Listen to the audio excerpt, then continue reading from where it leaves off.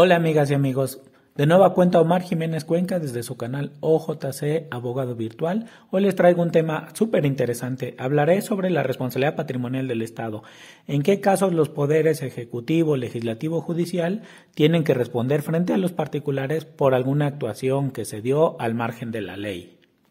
Para abordar el tema en forma ordenada contestaré 5 preguntas. La primera es: ¿cuáles son las normas constitucionales y las leyes que regulan las indemnizaciones por responsabilidad del Estado? La segunda, ¿qué es la responsabilidad patrimonial del Estado? ¿Qué autoridades pueden ser responsables y ante cuál se presenta la reclamación de indemnización? La tercera, ¿qué es la actividad administrativa irregular del Estado? La cuarta sería: ¿en qué consisten los daños que pueden provocar a los bienes, a los derechos, a las personas y a la moral de los individuos? Y la última sería: ¿qué se debe acreditar para que proceda la indemnización del Estado a un particular? En relación a la primera pregunta, el artículo 109, último párrafo de la Constitución Política de los Estados Unidos Mexicanos, es el marco constitucional que establece la responsabilidad patrimonial del Estado. Y también existe una ley que se llama la Ley Federal de Responsabilidad Patrimonial del Estado. Son ambas las que regulan los supuestos de procedencia, el procedimiento que se lleva a cabo y ante qué autoridades se presenta la reclamación, la cual va a ser siempre aquella en donde se encuentra adscrito el servidor público que cometió la actuación al margen de la ley.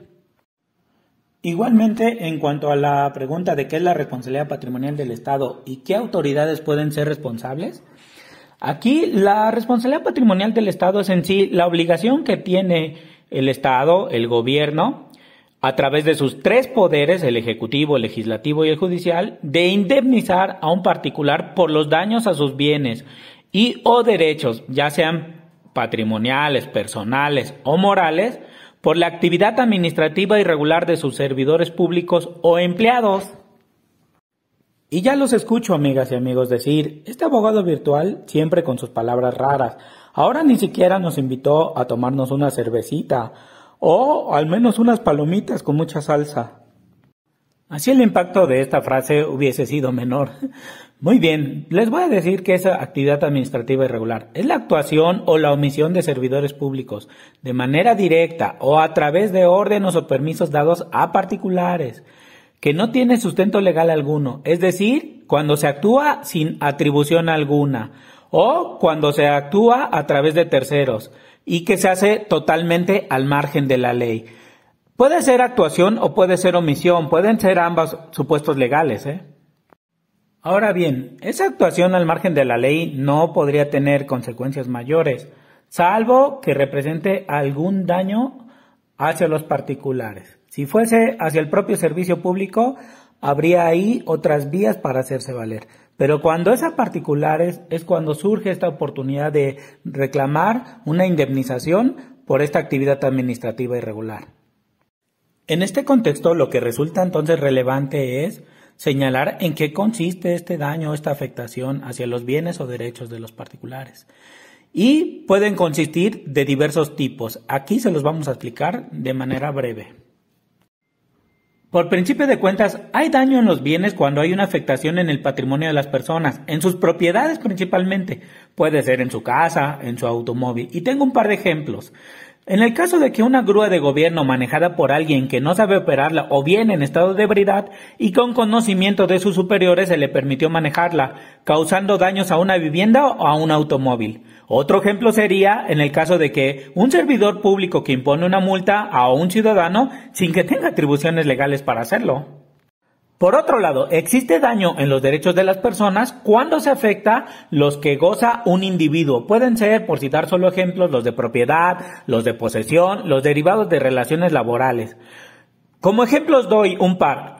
Uno es cuando un trabajador del IMSS o del ISSSTE comete una conducta fraudulenta en contra de un asegurado para afectarle en alguna de sus cuentas o eliminándole ilegalmente semanas de cotización. El otro ejemplo sería cuando se emite una resolución que expropia un terreno para llevar a cabo una construcción bajo el argumento del beneficio de la comunidad y de la ciudadanía en general, como es una carretera o un hospital, pero al final no se realiza el proyecto porque ni siquiera existía tal posibilidad. Asimismo, existe daños en la persona cuando la actuación de los servidores públicos genera una afectación de manera física o psicológica en los individuos. Como ejemplos tenemos la clásica tortura o las desapariciones forzadas. Estas son afectaciones directas en las personas. O incluso cuando no se actúa permitiendo que se linche a una persona. Por otra parte, estamos en presencia de daños morales cuando se difunde información no confirmada o falsa por parte del gobierno que afecte la imagen, la honra o la reputación que se tiene por la sociedad de un individuo, o incluso la propia imagen que tenga el individuo ya de sí mismo, porque la afectación puede ser a ese nivel. Esto también puede pasar cuando se sanciona a un particular fuera de toda facultad legal y mediante hechos falsos. Y bien, amigas y amigos, llegamos a la última pregunta. ¿Qué se debe acreditar para que proceda la indemnización del Estado hacia un particular? Son 3 los elementos que se deben acreditar. Uno es la existencia de la actividad administrativa irregular. Es decir, que una autoridad, un servidor público, realizó una actuación totalmente al margen de la ley. Ojo aquí, porque no es solamente una actuación ilegal, no es porque le haya faltado algún artículo, no es porque haya habido un error en la forma en que se ejecutó un acto en contra de un particular, sino es básicamente sí estar al margen totalmente de la norma. Eso es la actividad administrativa irregular y su existencia es la primera que se debe de acreditar. En segundo lugar, se tendría que acreditar que existe un daño a los bienes o a la persona o a la moral del particular, conforme a lo que ya hemos visto. Ese sería otro elemento que se tiene que acreditar. Y el último elemento que está relacionado con los otros dos es que se acredite que los daños fueron provocados o como consecuencia de la actividad administrativa irregular. Es decir, el nexo causal que acredite que la actividad administrativa irregular es la que provocó el daño hacia el particular. Para ilustrar mejor lo anterior, les voy a poner un ejemplo. Pensemos que la actividad administrativa irregular es que un servidor público no cuenta con atribuciones para emitir una resolución en materia de expropiación. Sin embargo, lo hace y determina expropiar un terreno en particular.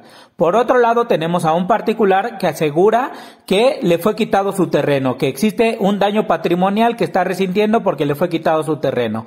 Y el tercer y último elemento que habría que acreditar es que esa resolución que determinó la expropiación es por virtud de la cual se le quitó la posesión a ese particular.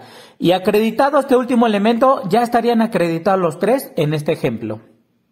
Por último, quiero decirles que el plazo para que se haga valer la indemnización de reclamación patrimonial vence en 2 años para el caso de daño psicológico o daño moral y en 1 año para el caso de daño patrimonial o daño en los bienes o en los derechos. Y de igual forma quiero hacer una reflexión final. Quiero hablar de la corresponsabilidad entre particulares y autoridades. Las autoridades tienen que actuar de acuerdo a lo que la norma les permite y los particulares debemos de cumplir la ley. Si hacemos eso podemos vivir en un mundo mejor. Y también quiero hablar sobre crear conciencia de que eliminemos actos de prepotencia como aquí yo soy la ley, aquí solo mis chicharrones truenan, o si nos vamos al pasado expresiones como la voluntad del rey es la ley, el rey no se equivoca, o el rey no puede ser juzgado. Eso ha bajado mucho en México, afortunadamente con los últimos gobiernos, pero todavía pasa mucho. Hay que crear conciencia para que acabemos con eso. En este contexto también es importante que los particulares no confundamos una actuación ilegal con la actividad administrativa irregular, pues la actuación ilegal es una en donde el servidor público no cumple estrictamente la norma, pero tiene atribuciones para hacer la actuación. Y en la segunda es cuando el servidor público actúa totalmente sin atribuciones, al margen totalmente de la ley, y eso hace la gran diferencia. Por ejemplo, una multa mal impuesta por no citar los artículos de la ley que lo permiten es ilegal, pero si esa multa la impone quien no tiene facultades, entonces sí estamos ante actividad administrativa irregular del Estado. Y así es como hemos llegado al final de nuestro video del día de hoy, amigas y amigos. Si les gustó, favor de suscribirse, compartir y darle like. Puede ser que en distinto orden, pero por favor, me encantaría que hicieran las 3 cosas. Gracias y hasta pronto.